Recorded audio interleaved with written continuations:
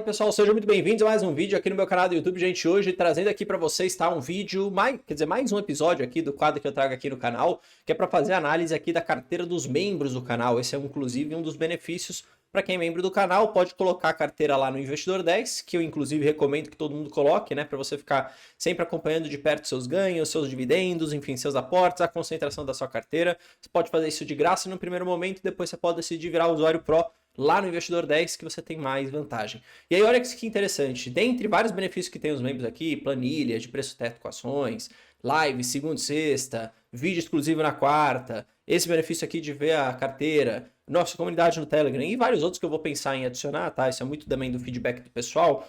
Eu gosto bastante desse quadro porque, cara, eu acho que eu ajudo com mais uma opinião as pessoas que estão tendo aqui a carteira analisada. Mas mais do que isso, você que está às vezes vendo esse vídeo, que não é membro do canal, por alguma razão, né? Ah, não consigo pagar, não quero, independente, você também pode ser ajudado pelo seguinte motivo. Você vai ver essa carteira, às vezes você vai tirar algum insight, você vai tirar algum pensamento do tipo, putz, tenho ativos parecidos, estou concentrando da mesma forma, ou estou fazendo a coisa certa. Enfim, o objetivo aqui é ajudar todo mundo. Então deixa seu like, se inscreva aqui e te peço, se quiser testar a comunidade de membros, eu tenho certeza que você vai gostar, tem bastante benefício e as pessoas aqui evoluem bastante na comunidade. Beleza? Bom, o negócio é o seguinte, hoje eu vou fazer aqui a análise da carteira do Adriano, tá? O Adriano ou o Jun, sei lá, eu sempre olho o nome dele e eu penso em chamar ele ou de Adriano ou de Jun, mas eu não sei se tá certo, por isso que eu chamo ele de Adriano.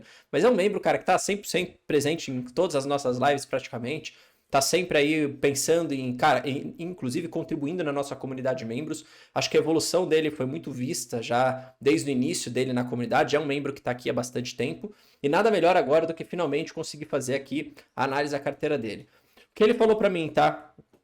Eu vou até abrir aqui o comentário dele, só para eu ler certinho para vocês, porque eu achei bastante interessante de falar isso daqui que ele me colocou. Tá? Eu tinha até fechado, mas eu achei, para ser bem sincero, eu acho que vai ser interessante falar. Às vezes as pessoas vêm aqui e me colocam, por exemplo, o motivo do porquê começaram a investir e tudo mais. Olha o que ele falou. Fala, Bruno.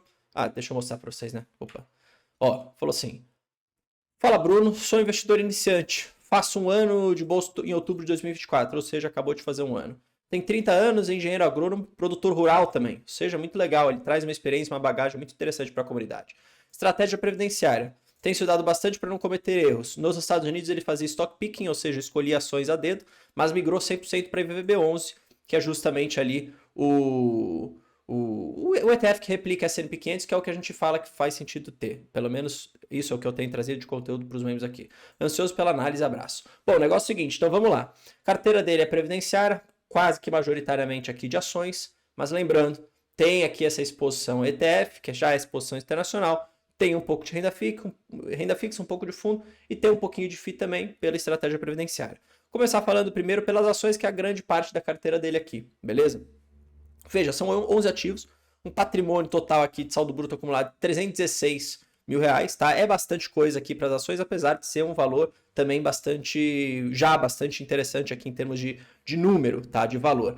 Veja, 11 ativos não acho bastante, tá? Pelo contrário, acho que tem um número forte aí entre 8 e 12, pelo menos é isso que eu acredito sempre nas carteiras, então aqui nada a justificar para ele que ele não deveria, por exemplo, ter 11 ativos. Acho que, inclusive, para esse valor aqui, 11 ativos, tranquilo, desde que, claro, ele tenha a capacidade de acompanhar, conhecer as empresas. Aqui na comunidade ele também tem ajuda, não só das minhas lives, mas também do pessoal da comunidade, então acho que isso aqui não é nenhum problema. Gosto já dessa visão que a gente começa a ver aqui das ações dele, que é essa diversificação interessante. Então aqui ele não tem nada que concentre demasiadamente a posição dele em ações em uma determinada empresa só. Claro que Banco do Brasil aqui chama atenção para a maior posição dentro das ações, mas, de novo, né, perceba que não é uma posição que é majoritária dentro das ações, que é o que eu gosto, é o que eu sempre prego aí para o pessoal das lives. E claro, eu gosto de ver isso daqui, porque assim, Banco do Brasil tá tendo essa sobreposição não, mas essa questão maior aqui na carteira percentual, porque realmente é uma oportunidade muito óbvia. Então, não tem como ficar muito de fora. A verdade é essa. Só que perceba que ele controla essa concentração tendo outras empresas também. Olhando aqui de forma mais superficial para cada uma das empresas, tá? Banco do Brasil eu acho muito bom. Inclusive, teria empresa, e como tenho aqui na minha carteira, hoje o aporte mais óbvio na minha opinião, beleza? Para ser bem transparente aqui com vocês, tá? Quando a gente olha para a Gerdau, a gente também tem uma empresa interessante, apesar aqui de você olhar, não tem um dividendo tão interessante sendo pago agora, existe desafios, mas é a melhor empresa de siderurgia, na minha opinião, com as maiores vantagens competitivas, então teria. A única diferença aqui, para ser bem sincero, que eu faria com ele, tá? Aqui dentro da porcentagem da carteira dele, isso aqui é a carteira total, a gente consegue ver a porcentagem dentro das ações, abrindo esse gráfico, tá? Mas vamos olhar do ponto de vista da carteira inteira. Hoje a gente tem aqui, inclusive, né, mostrando aqui dentro de ações, Gerdau como a segunda maior posição dele. Para ser bem transparente, em termos de saldo aqui, tá? Para ser bem transparente, eu trocaria isso, tá? Hoje eu focaria, para ser bem sincero, Adriano, em aportes como, por exemplo, BBSE, que é uma empresa que está com uma extrema margem de segurança, na minha opinião. Até mesmo Transição Paulista, que é uma empresa que vai anunciar um dividendo agora, né, no mês de dezembro, tudo de uma vez, tá? Colocaria, inclusive, até mesmo Itaú, se você quiser. Acho que hoje, né, seria mais óbvio ter um pouco mais de Itaú do que mesmo Gerdau, mas não deixaria de ter Gerdau. Agora, perceba que os valores também não são tão diferentes assim, tá? Então, qualquer aporte novo que ele fizer, ele consegue fazer essa mudança.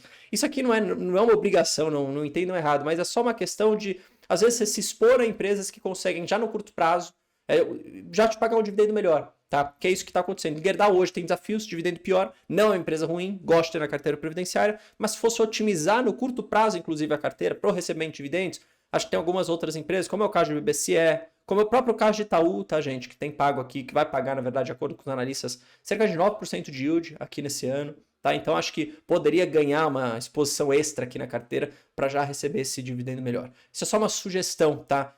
Se ele não fizer isso, não considero que está errado, tá? Mas é só mais uma sugestão aqui. Gosto bastante de uma empresa de qualidade, apesar daquele problema que venho comentando há bastante tempo, né? É uma empresa que poucas vezes apresenta aí margem de segurança para comprar, essa aqui é a minha opinião, tá? E o dividendo não é tão forte assim.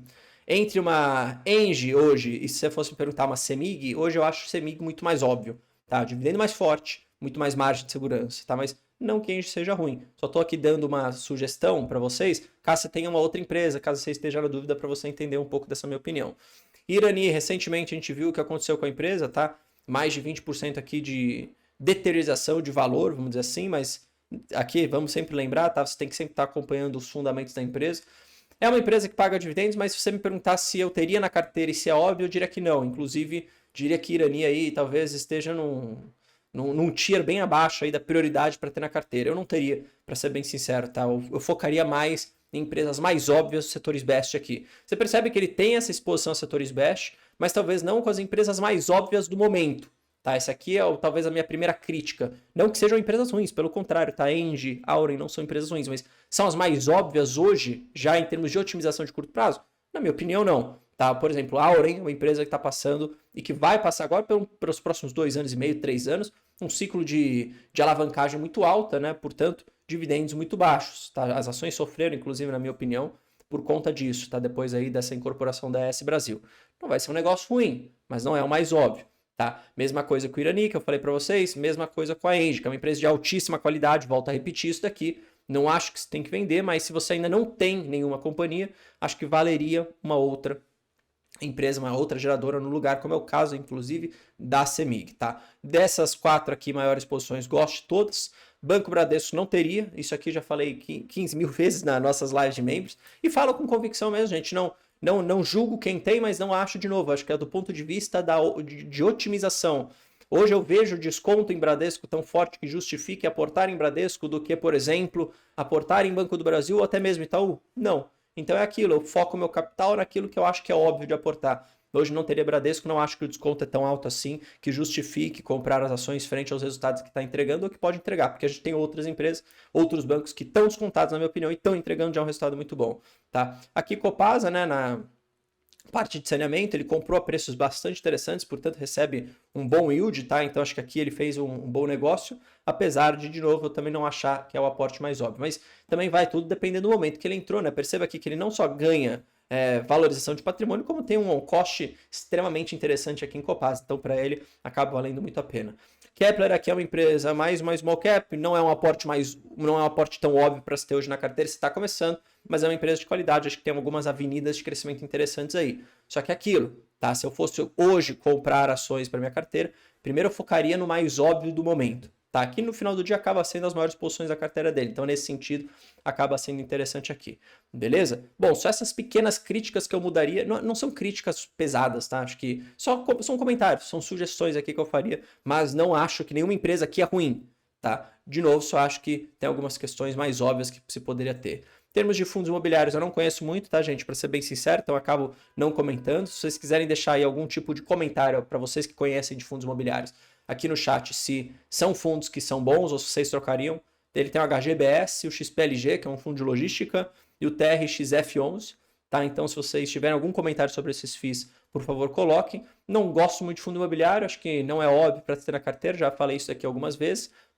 Pretendo, né, pelo menos não vejo nenhuma mudança nesse prazo aqui na minha vida de ter fundo imobiliário. Fico com as ações que pagam uns dividendos, tem aí um potencial de destravar valor. O ETF aqui que ele falou, né, que compra lá para se expor indiretamente lá fora e VB11, que eu acho que todo mundo deveria fazer, uma vez por mês, se você quiser, compre um pouquinho de VB11. Se você quiser entender mais sobre investimentos internacionais, que é hiper importante, tá? É muito importante que você tenha já essa exposição lá fora, nem que seja de forma indireta via VB11 na sua carteira. Eu tenho falado isso para os membros. Nossos vídeos exclusivos de quarta-feira são sobre isso, mas perceba aqui como ele compra bem, né? E como ele se protege, inclusive, da alta do dólar que a gente viu acontecer nesse período, tá? Tem um fundo de debêntures aqui no Bradesco, tá? Acho que aqui nada muito a comentar. E aqui a parte de renda fixa, acredito, especialmente esse CDB pós-fixado aqui, que seja um pouco do caixa dele, tá? Na minha opinião, ou seja, tá fazendo bem porque pode usar essa grana se quiser em algum momento aí para, enfim, comprar ações. Quando a gente olha aqui para a evolução dos proventos da carteira dele, acho que isso aqui é interessante falar. Perceba aqui, se a gente colocar o anual, essa evolução de 2023 para 2024, um ano de bolsa aqui, como ele comentou para a gente, olha que interessante essa evolução e já algum tipo de provento provisionado para 2025, tá? Ou seja, com certeza 2025 vai ser melhor que 2024, assim por diante, beleza? E olhar para os lançamentos dele aqui, sempre gosto de mostrar isso daqui, gente. Ó, deixa eu processar aqui a parte de renda variável. Olha que interessante, tá? 8/11, há 2 dias atrás, inclusive eu, no dia 8/11, eu não sei se ele estava na live agora, boa pergunta, mas eu também fiz um aporte ao vivo, né, na nossa live de membros nesse dia, foi em Banco do Brasil também, tá? Perceba aqui que ele compra Vale, então assim, ele tá comprando de forma bem consistente. Olha no dia 7/11, ó, olha quanta coisa ele foi comprando. Beleza? De pouquinho em pouquinho, é isso que é o interessante. Aportes em tranches, tá? Eu gosto bastante dessa visão, tá? Eu gosto bastante disso, de você ir comprando de pouquinho em pouquinho, mas comprar de forma consistente. Por quê? Porque isso faz sua carteira crescer, isso faz você manter a consistência, isso faz você comprar diferentes níveis de preço. E a única coisa que você tem que se preocupar é o seguinte, tô comprando abaixo do preço teto? Se sim, cara, continue fazendo isso. Foque no que você consegue controlar, que é olhar para o resultado das empresas, olhar para se aquelas empresas estão indo bem ou não e se elas estão pagando dividendo. Beleza? Pagando, você tá feliz. Beleza? É isso aí, tamo junto, até o próximo vídeo. Valeu, falou, fui.